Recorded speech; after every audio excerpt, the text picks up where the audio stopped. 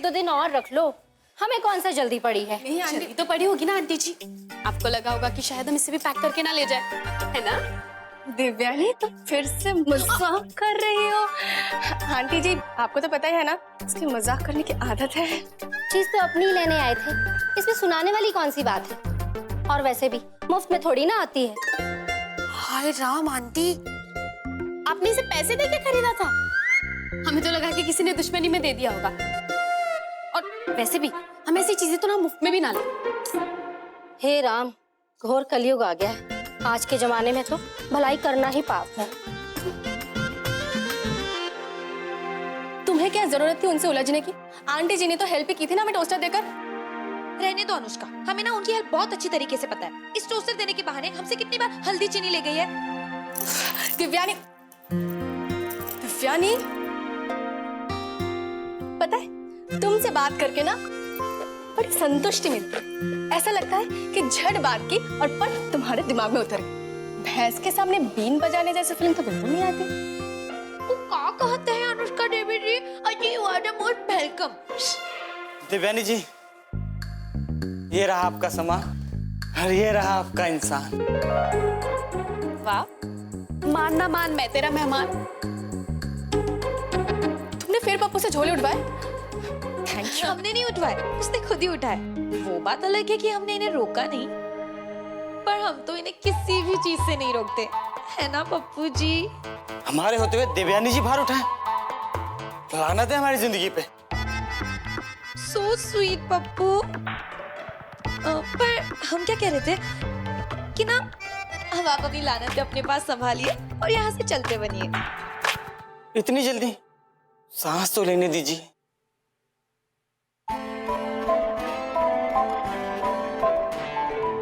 ले ली सांस? हाँ। अब जाइए। दिव्यानी जी, ये आपके लिए कुछ वीडियो रिकॉर्डिंग्स है। हम चले जाएं, फिर देखिएगा। Video camera? हमारा विदाई गिफ्ट है। प्रेम फ्रॉम पप्पू। Thank you.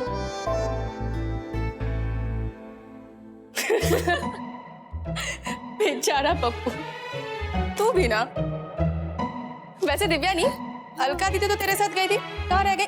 वो रानी भाभी के घर गई है। इस वक्त? रानी भाभी, रानी भाभी।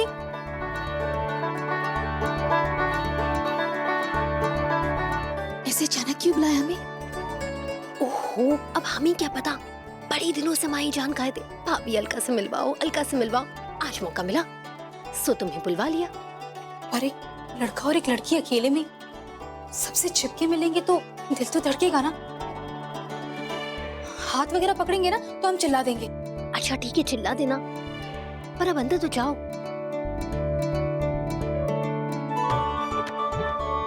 अच्छा भाभी, उनसे ये कह देना, औरत ना कोमल हो सकती है, कमजोर नहीं। अगर वो ज्योति बन सकती है तो ज्वाला भी।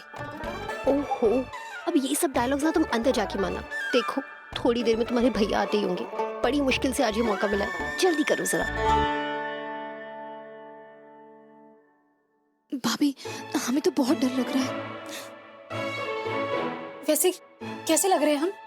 बिल्कुल हीरोइन जैसे, या फिर साइड हीरोइन जैसे, या फिर पीछे खड़ी जनता जैसे?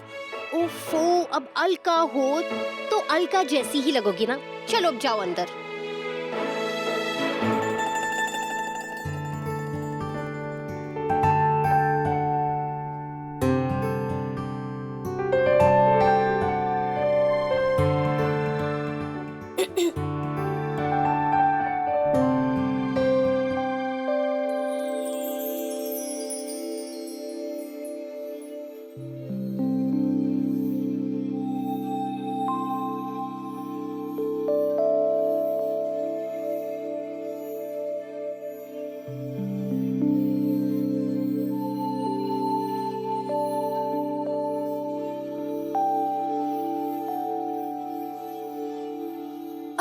जल्दी करो तुम दोनों, तुम्हारे भैया आते ही होंगे। देखिए, हमें हमें गोल गोल बात करनी तो आती नहीं है। तो इसलिए हम आपको साफ साफ बता देते हैं कि हमने आपको यहाँ क्यों बुलाया। हम आपसे प्रेम करते हैं।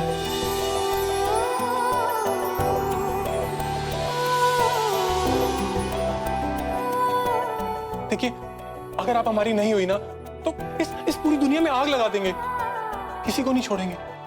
अब इस दुनिया का बचना और ना बचना आपकी हाँ और ना पर निर्भर करता है।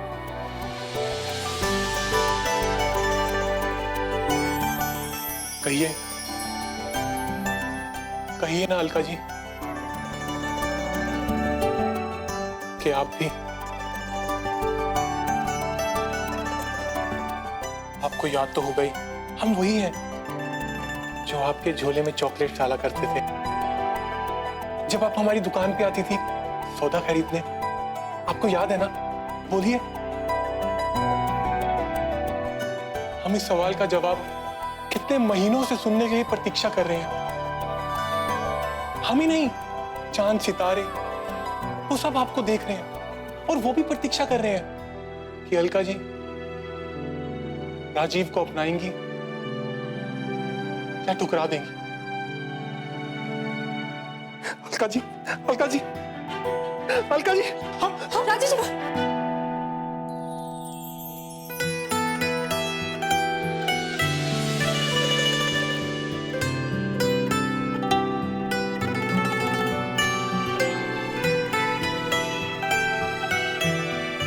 हे भगवान, तुम्हारे भैया आ गए।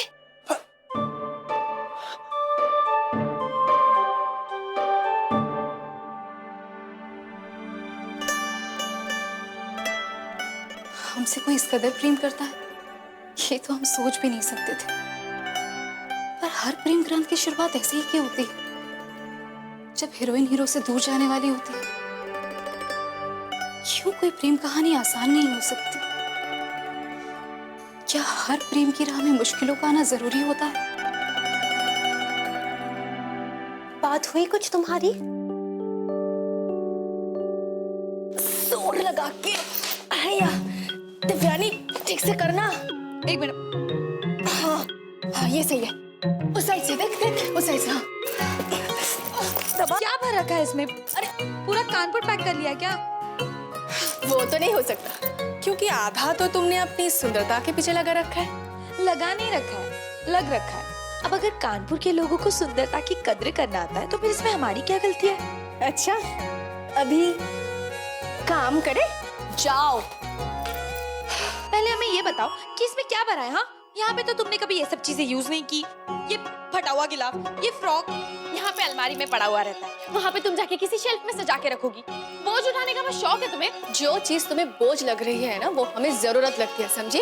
अच्छा, इन वगैरह वगैरह टाइप चीजों की तुम्हें क्या जरूरत पड़ेगी? जरूरत पड़ेगी जब नए घर में डर लगेगा और इस घर के चैन को उस घर में बसाने की जरूरत पड़े तो जरूरत पड़े। अगर कभी दिल्ली बेगानी लगे और कानपुर के अपनेपन को महसूस करने की जरूरत पड़े ना, तो जरूरत पड़ेगी। जब नई बातें अच्छी ना लगे, अच्छी पुरानी बातें भूलने लगे, तो जरूरत पड़ेगी। जब जिंदगी थका देने वाली तेजी से भागने लगे और बचपन के चैन को याद करने की जरूरत पड़े, तो जरूरत पड़ेगी। तब इन वगैरह वगैरह चीजों की जरूरत पड़ेगी, समझी? अच्छा, एक बात कहे तुमसे, इसीलिए आधा कानपुर हमारे पीछे, तुम्हारे पीछे नहीं, क्योंकि तुम इतने भारी भरकम डायलॉग जो मारती रहती हो। हो गया, अभी काम करे।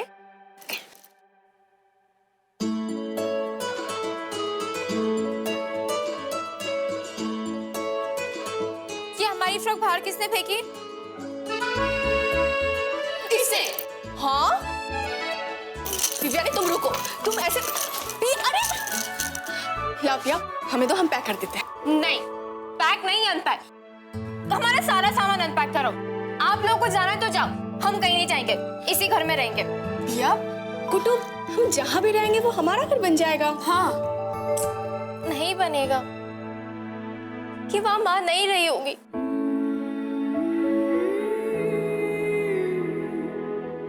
हाँ, सिर्फ इसी घर में रहिए, इसलिए हम भी इसी घर में रहेंगे।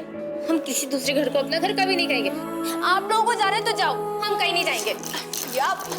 पिया पिया शांत हो जाओ। ये तो सोचो हम तुम्हारे बिना जाएंगे कैसे? तुम मत जाओ ना। और पापा का ट्रांसफर? मुझे एक बात बताओ कि क्या रखा है शहर में? हम ना बड़े शहर जाएंगे। बड़े शहर जाकर ना बड़े मॉल्स होंगे, बड़े ऑफिसेस होंगे, बड़े बड़े सिनेमा घर होंगे। वहां जाकर ना हमारी उड़ान पे कोई लगाम नहीं होगी। हम लोग जो चाहेंगे वो कर पाएंगे। हाँ गुड्डू, सोचो अगर तुम दिल्ली जाती हो और वहां जाके कुछ बड़ी ऑफिसर बन जाती हो तो पता है सबसे ज्यादा खुश कौन होगा? माँ। हाँ नहीं, पिया ठीक कह रही है। तुम और अनुष्का चले जाओ, हम और पिया यहीं रहेंगे। अरे अच्छे भले तो गए थे। रानी भाभी ने ऐसा क्या सिखा दिया अलका दीदी? दिल्ली जाने से कतरा रहे हो। रानी भाभी ने कुछ नहीं सिखाया हमें। हम यही चाह रहे थे, बस कह नहीं पा रहे थे। और कितनी बार कहा है तुम्हें हमें दीदी मत कहा करो? थोड़े ही बड़े हैं हम तुमसे, ठीक है ना?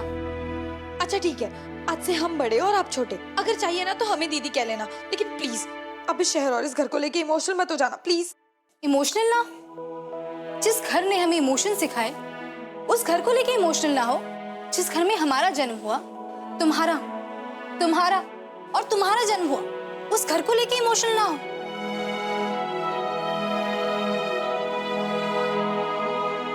जिस घर में हमारी माँ ने आखिरी सांस ली, उस घर को लेके इमोशनल ना हो। पत्थर के इंसान नहीं हैं।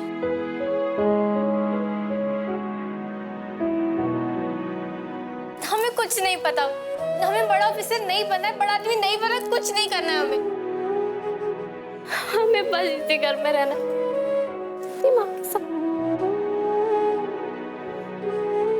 ठीक है, अगर तुम सबको ऐसे ही लगता है तो वैसे भी पापा गए ट्रांसफर की बात रुकवाने के लिए। देखते हैं क्या होता है।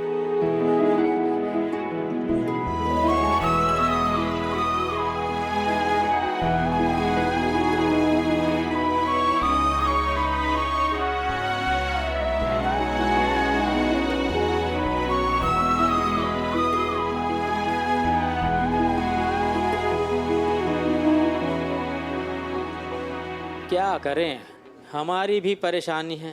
आप भी हैरान करते हैं शास्त्री जी। लोग प्रमोशन के पीछे भागते हैं, आपको प्रमोशन मिल रहा है तो आप हिचकिचा रहे हैं।